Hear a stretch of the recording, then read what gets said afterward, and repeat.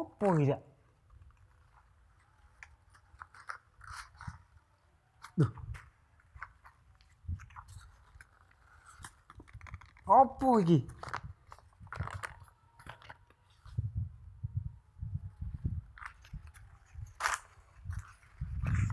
Ndi wong iki? Opo iki yo?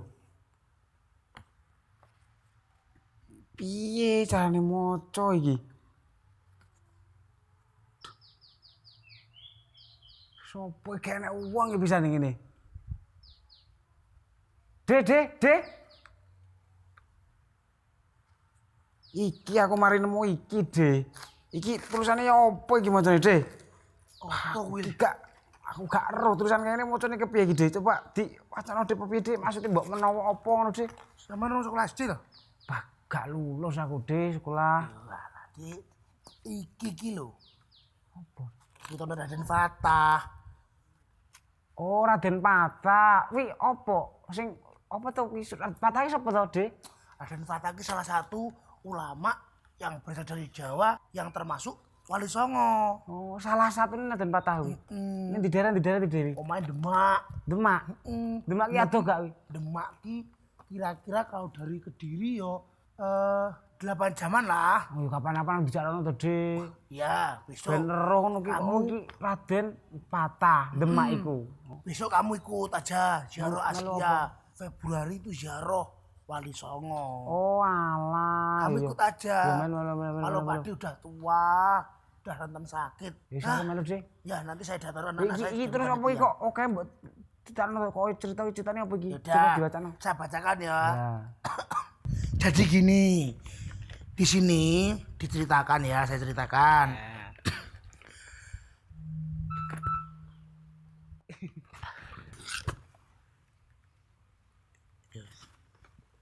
Raden Fatah. Raden Fatah itu beliau bernama kecil Jinbun. Jimbon. Niki lho, Jinbun. Jinbon. Ini bahasa Romawi. Beliau adalah putra Brawijaya kelima alias Kertabumi, raja terakhir dari kerajaan Majapahit.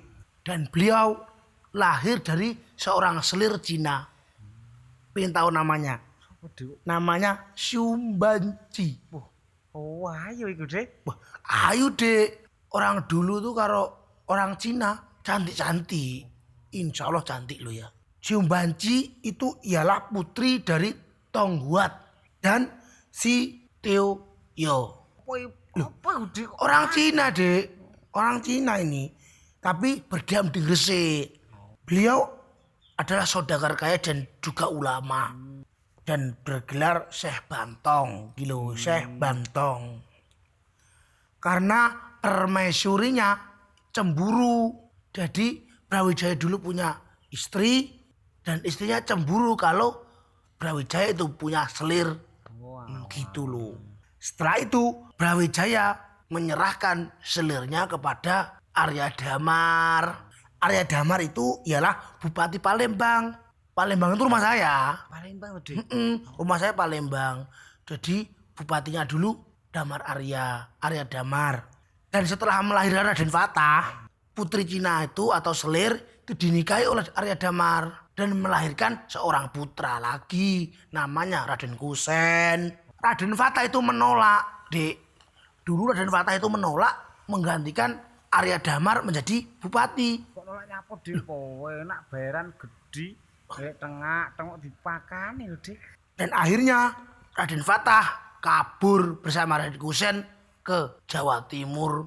Tempatnya di Surabaya kepada Syekh Sunan Ampel. Setelah itu Raden Fatah dan Raden Kusen belajar kepada Sunan Ampel. Waktu yang lama, bergilirnya waktu. Setelah itu Raden Kusen mengabdi pada kerajaan Brawijaya atau Majapahit. Raden Fatah pergi ke Jawa Tengah yang namanya daerah Gelagawangi. Gelagawangi itu mana? Yang sekarang terkenal dengan nama Demak Bintara atau Demak Bintoro kalau wong Jawa. Setelah itu sesampainya Raden Fatah sampai ke Demak atau ke daerah Gelagawangi, Raden Fatah mendirikan sebuah pesantren menurut Isaroh Sunan Ampel. Brawijaya di Majapahit khawatir kalau Raden Fatah berniat memberontak. Makanya itu Brawijaya menyuruh Raden Kusen untuk dihadapkan ke Majapahit. Ternyata di situ setelah Raden Fatah datang atau sampai ke Majapahit, Brawijaya merasa terkesan dan akhirnya mau mengakui Raden Fatah sebagai putranya. Aslinya Raden Fatah itu putra Brawijaya kelima gitu loh. Belum diakui karena dari seorang selir Cina tadi gitu loh. Lalu setelah itu Raden Fatah diangkat menjadi seorang bupati dan bergelar Raden Jimbun Ningrat Abdurrahman Panembahan Palembang Sayyidin Patanagama. Sedangkan Glagahwangi diganti nama menjadi kota Demak dan beribu kota Demak Bintoro. Dan nama Demak sendiri diambil dari bahasa Jawa yaitu Demek yang artinya tanah yang becek. Karena pada saat itu daerah Glagahwangi itu dibangun di atas tanah yang jemek atau becek. Dalam kurung berair gitu. Perang antara Demak dan Majapahit diberitakan dalam naskah Babat Tanah Jawa. Sunan Ampel melarang Raden Fatah memberontak. Memberontak kemana?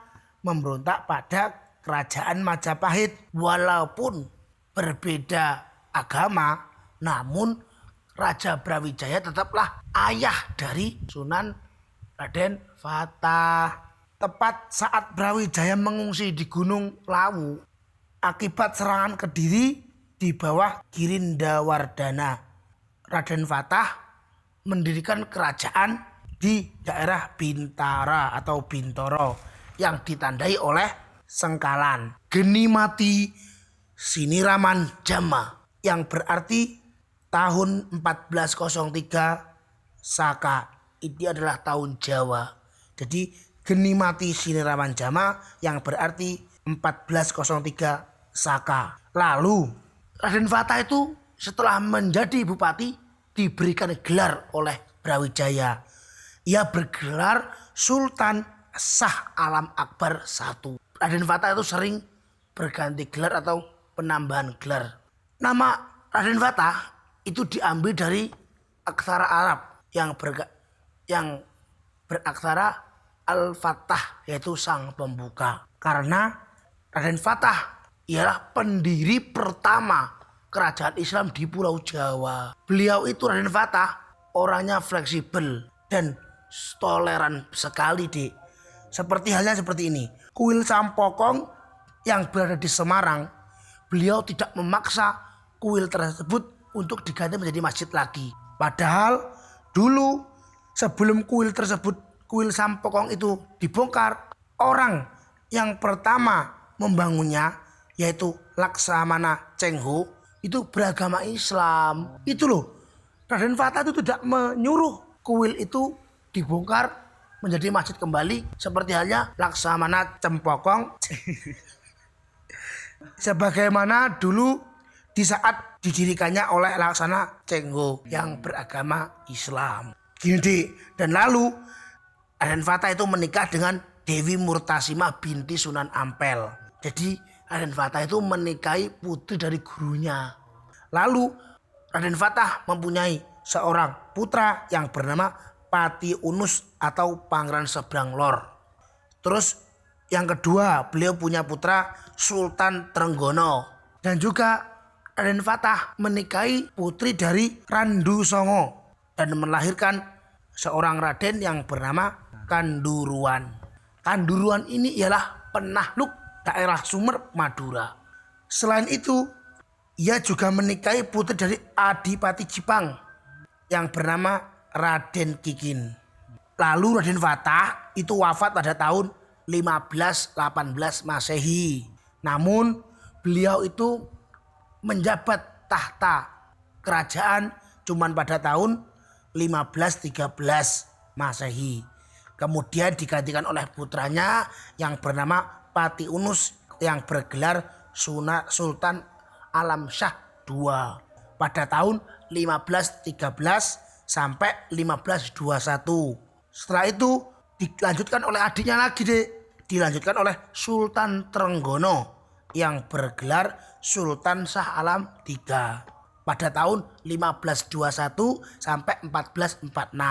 Yang selanjutnya dilanjutkan oleh Sultan Prawoto pada tahun 1546 sampai 1561 Masehi yang merupakan akhir dari kerajaan Demak. Gitu, Dek. Masa kerajaan Islam lalu dipindah ke daerah Panjang di bawah kekuasaan Joko Tingkir atau Sultan Hadiwijoyo yang tak lain adalah menantu Sultan Trenggono.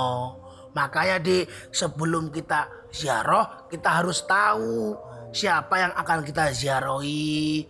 Biar apa?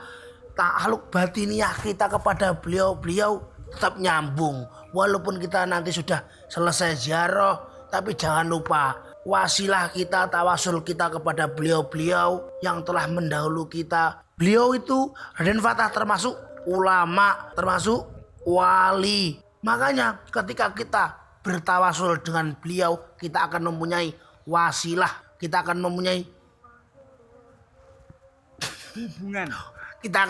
hubungan batiniah kepada beliau, sehingga perjalanan kita ke depannya akan terasa nikmat dan enak. Makanya nanti kalau setelah ini sampean pulang dan daftar ya. Anak saya ada yang jadi panitia daerah Lirboyo dan menjadi panitia Azkia Ziarah Lirboyo. Nggih. Jali yo dieling-eling ceritane. Nah, iki digawa engko lak sampean wis lulus SD diwaca maneh. Mbok mbae salah. Nggih, simpen terus iku jenenge para wali. Dieling-eling nggih, Pakde tak balik ning omah arep salat subuh. Pakde tak mulai ning omah arep pengasaran. Setunggu matean. Nggih, monggo-monggo. Assalamualaikum.